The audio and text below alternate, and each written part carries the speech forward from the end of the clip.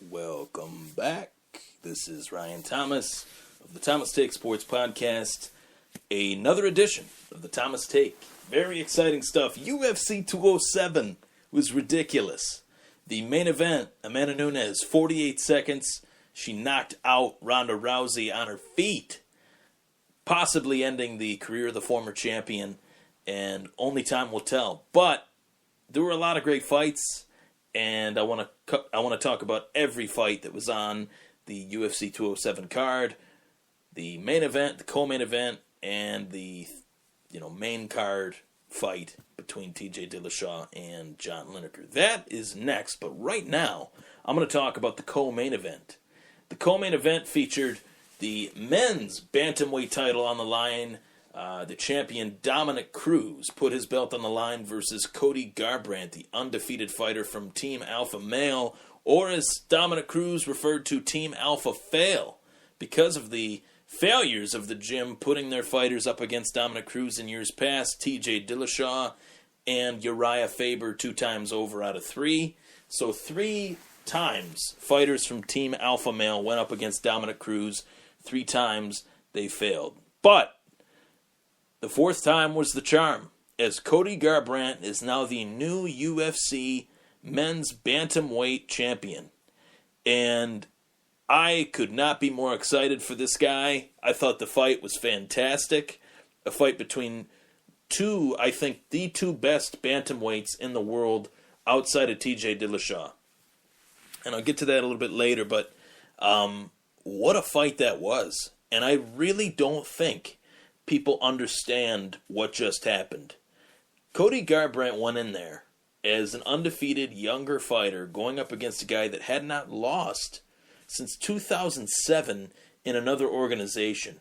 Undefeated at the men's bantamweight division with a 12-0 record as a bantamweight for Dominick Cruz. He used to be a featherweight in the WEC. When bantamweight was established, Cruz dropped down with almost immediate success and had not lost a fight since 2007 to Uriah Faber back in the WEC days.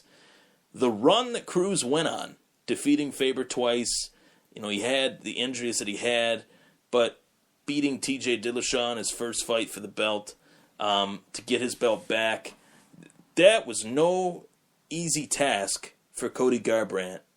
And the way he fought Dominick Cruz was one of the most impressive performances I have ever seen for a challenger versus a champion. It was remarkable what he was able to do. The way he actually fought like Dominick Cruz does against Dominick Cruz, he almost flipped the script, put Dominick Cruz's game, used Dominick Cruz's game, against him.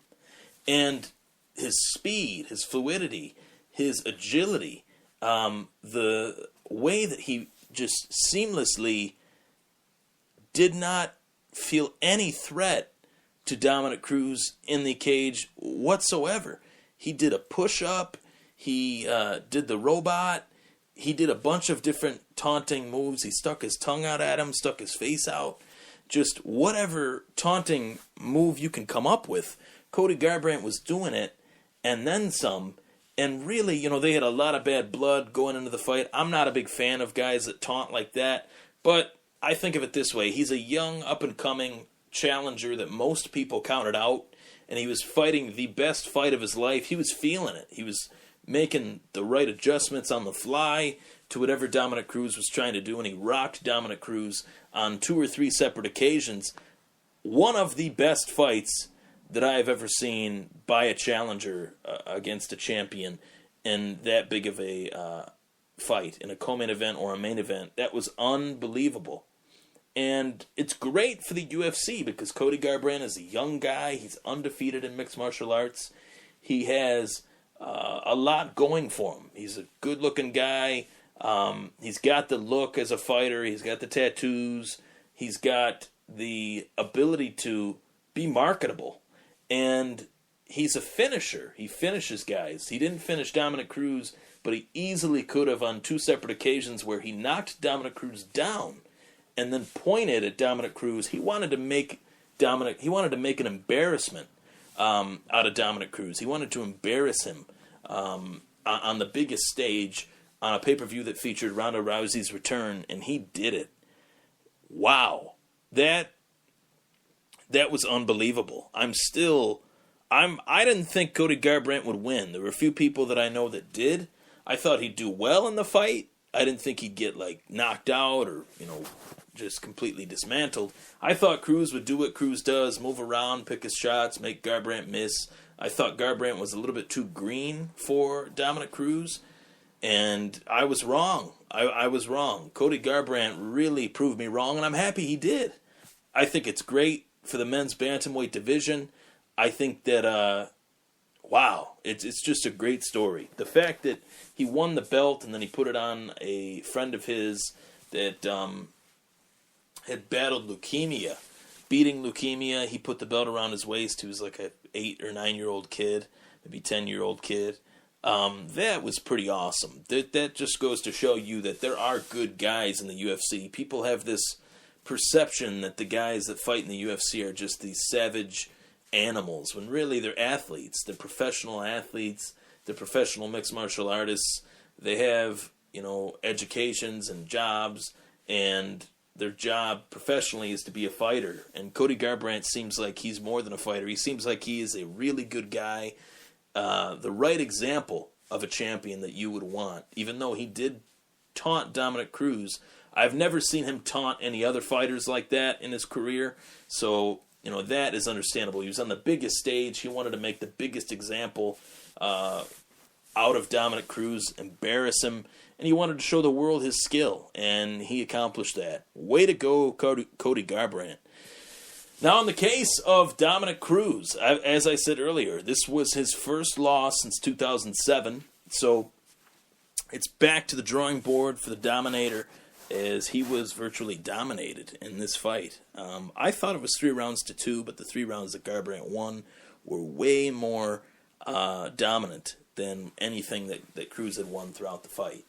I thought through the 5th round, Garbrandt started to kind of wane a little bit, and Cruz was starting to land the punches that he needed to, but it was too little too late, and at that point, Cruz was kind of tired himself, so he didn't really have the energy to go all out and try to get the knockout, and Cruz is not really a knockout puncher, so he hits decent, but he's more on the fly, so his punches never really land flush, just based on his ability to get in and get out. So Dominic Cruz, though, there's really nothing bad to say about Dominic Cruz.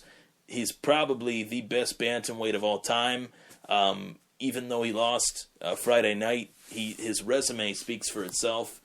For a guy to go through all the injuries that he did, and to come back and beat T.J. Dillashaw, who had ran through Renan Barão not once but twice, and beat Joe Soto, that was remarkable. That Dominic Cruz had the comeback that he did, and I like the cerebral attitude that Dominic Cruz has. He has the right attitude towards fighting, towards winning, and towards losing. He's a true champion. And I expect he'll get another shot, being the fact that he was undefeated for that long. Also the fact that the Garbrandt and Cruz fight really was a big sell for the UFC. I don't know if the shot will be immediately. Cody Garbrandt said that he'd like to give him another shot. I'll talk about that in another segment of mine called the Thomas Transition. But I think even though Dominic Cruz lost this fight, it's not the end of the world. He'll be back. But right now it's Cody Garbrandt's world at that bantamweight division. T.J. Dillashaw is waiting in the wings. I think it would be best if Dominic Cruz were to take some time off. Usually when a guy loses 2 times in a row to the same fighter, it's a career death sentence in the UFC, and I don't think Dom is ready to make that leap just yet, to where there's a 50-50 chance. If it goes 50% the wrong way, then Dominic Cruz's career is virtually over.